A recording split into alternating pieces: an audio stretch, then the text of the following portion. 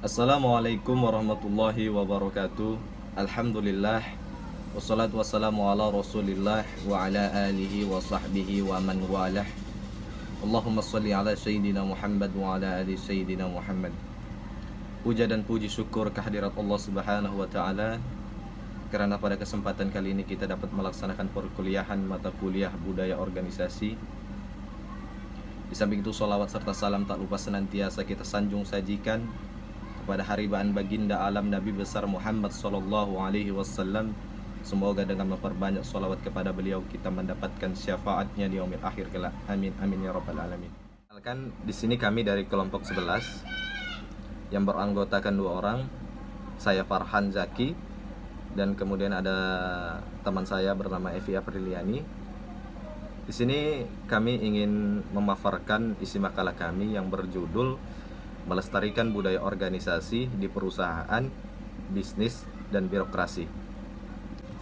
Baik, pemaparan materi yang pertama akan disampaikan oleh teman saya bernama Evi Apriliani mengenai sosialisasi budaya organisasi. Kepada teman saya Evi Apriliani, kami persilakan untuk menyampaikan isi materinya. Kepada moderator sekaligus rekan saya telah mempersilahkan saya. Di sini saya akan membahas mengenai sosialisasi budaya organisasi. Mekanisme pengenalan budaya organisasi ini tidaklah terjadi secara tiba-tiba, melainkan adanya proses komunikasi melalui interaksi-interaksi yang terjadi di dalam bagian organisasi. Tanpa adanya proses interaksi, maka tidak akan ada pertukaran konsep-konsep budaya organisasi. Sosialisasi merupakan sarana seorang anggota baru untuk mempelajari dan masuki budaya yang ada di dalam organisasi. Secara fakta, proses sosialisasi terhadap budaya ini bukan proses yang tidak begitu mudah. Friedman menjelaskan terdapat 3 tahapan dalam proses sosialisasi. Yang pertama yaitu sosialisasi antisipasi, di mana tahapan ini dimulai dengan seorang individu bergabung dalam organisasi. Yang kedua tahapan pertemuan, merupakan tahapan yang dimulai saat kontrak pekerjaan ditandatangani. Yang ketiga yaitu tahapan pemahaman, di mana tahapan ini individu mulai menguasai keterampilan, peran, dan menyesuaikan diri dan dalam norma kelompok tersebut. Poin yang selanjutnya yaitu proses sosialisasi budaya organisasi, di mana ada 7 poin. Yang pertama, seleksi calon anggota organisasi. Yang kedua, penempatan anggota organisasi.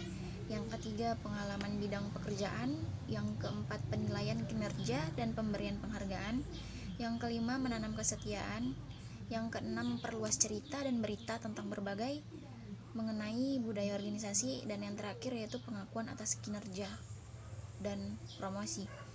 Mungkin segitu saja yang bisa saya sampaikan. Saya kembalikan kepada moderator. Itulah tadi pemaparan materi dari teman saya Evi Apriliani mengenai sosialisasi di budaya organisasi. Pemaparan kedua akan saya sampaikan sendiri, akan saya paparkan sendiri.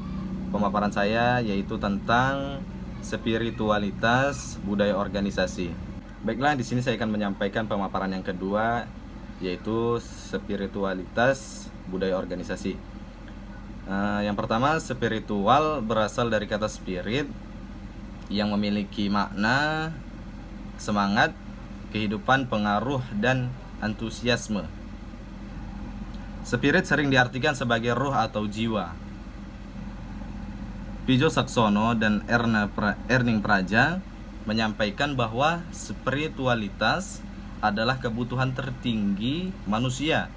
Argumen ini didapat dari teori Abraham Maslow yang mengandung istilah aktualisasi diri sebagai kebutuhan dan pencapaian tertinggi seorang manusia.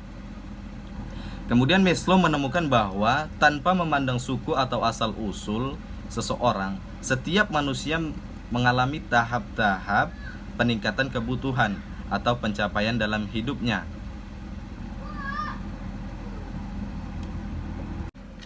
Konsep spiritualitas di tempat kerja mencerminkan ekspresi dan pengalaman spiritualitas pada tempat kerja yang difasilitasi oleh berbagai aspek-aspek organisasi seperti budaya, suasana organisasi, kepemimpinan, dan praktik organisasi. Banyak organisasi masa kini yang berhasil dalam kegiatan bisnis karena mereka menumbuhkan dan memiliki spiritualitas tertentu di tempat kerja.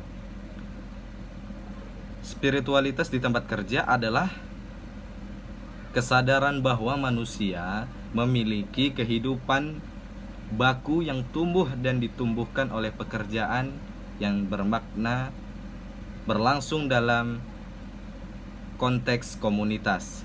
Kenapa spiritualitas? Alasannya, tumbuhnya minat terhadap spiritualitas, perilaku organisasi sebagai penyeimbang terhadap tekanan dan ketegangan dari dinamika kehidupan yang tidak beraturan. Mungkin itu saja yang bisa kelompok kami paparkan mengenai makalah melestarikan budaya organisasi di perusahaan, bisnis, dan birokrasi. Bagi teman-teman yang ingin bertanya, kami akan membuka sesi pertanyaan dalam diskusi kita melalui media Zoom. Terima kasih. Sekian, assalamualaikum warahmatullahi wabarakatuh.